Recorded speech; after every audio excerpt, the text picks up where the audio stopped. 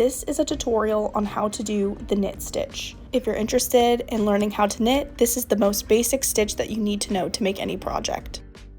Here are the supplies that you will need. You will need a pair of knitting needles, and you will need some yarn.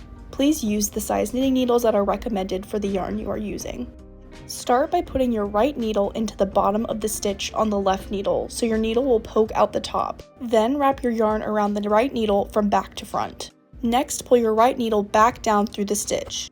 To finish, slide the stitch off of the left needle. Let's repeat with another stitch. Go into the stitch using your right needle from the bottom. Wrap the yarn around your right needle, bring it back through the stitch, and then take the stitch off of your left needle. Repeat this process until there are no more stitches on your left needle. And there you have it. You have now mastered the basic knit stitch. With time and practice, you will be able to speed up this process.